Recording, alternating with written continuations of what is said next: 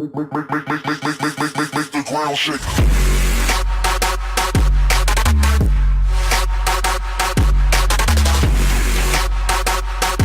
What's up guys, DvApps here.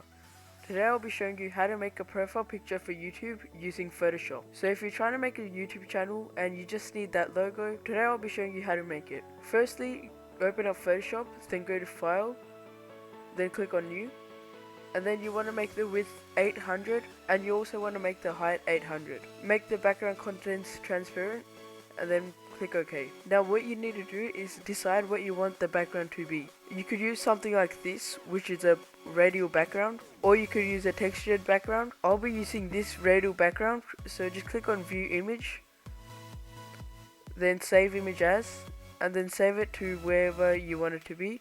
I'll just save it in Downloads. Then open up Photoshop, go to File, Place, and if you're on Photoshop CC, click on Place Embedded. Then go to the destination folder of your download and then just choose the image and click on place. What you want to do now is just resize it, so just hold shift and then drag it by one of the corners and then just make it bigger.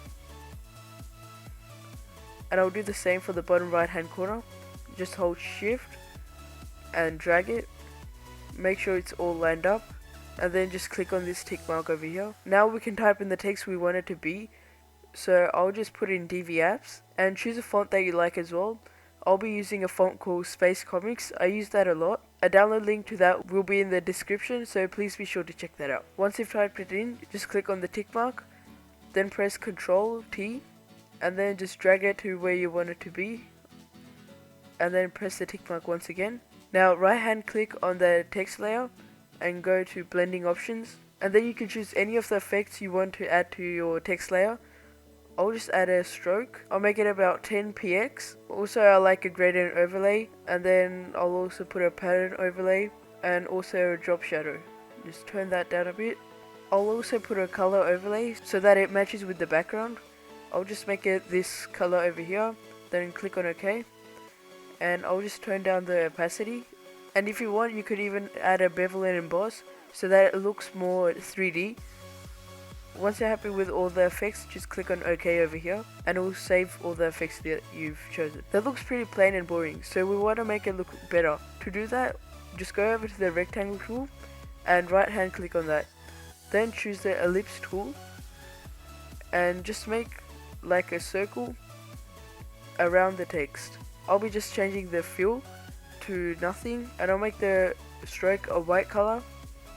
And I'll change the stroke size to 30. Now just put the text layer over the ellipse so that you can actually see the text. Then what you want to do is click on the ellipse layer and then just go on blending options. I'll put a stroke of 10px once again, and I'll also put a pattern overlay, gradient overlay. I also like to put a bevel and emboss on the ellipse because it just stands out more and it gives it like a popping feel.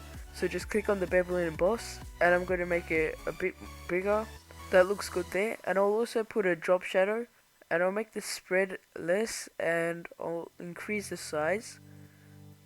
Actually make the spread a bit more bigger as well. And then once you're happy with all the blending options, just click on OK and it will save those options. Actually I think I'm going to make the stroke a bit more bigger. So just go over here and I'll change the stroke to 35 pt. That looks better, and I'll also just resize it so that it fits just underneath the text. That looks great, and then just click the tick mark over here. Now to align all these layers, press Ctrl and A, and then go to Layer, Align Layers to Selection, Vertical Centers, and then Layer, Align Layers to Selection, and then Horizontal Centers. This will make sure that all the layers are aligned together and it looks great that way. And then just press Ctrl D. Now we're done. This is just a beginner's tutorial, so make sure that you spend plenty of time making sure that it looks good and it reflects your channel and how your channel works. You might even want to add like a photo of yourself, or maybe like a small image of something that you like. This is still just very plain, so make sure you spend a lot of time on your logo, because your logo is the thing that's going to be used everywhere, and it's kind of like the thing that identifies you. Your logo should also match the channel banner. And if you don't know how to make a channel banner, I've made a video on how to make a channel banner using Photoshop. I'll leave a link to that in the description. Now all you need to do is go to File, Save As, choose where you want to save it, and then save it as a PNG. I'll just call it logo, and then click on save, and then you can just upload this to YouTube. That's all for this video. Make sure to like, comment, and subscribe. Let's see if we can hit 5 likes on this video. Thanks for watching. Until next time, peace.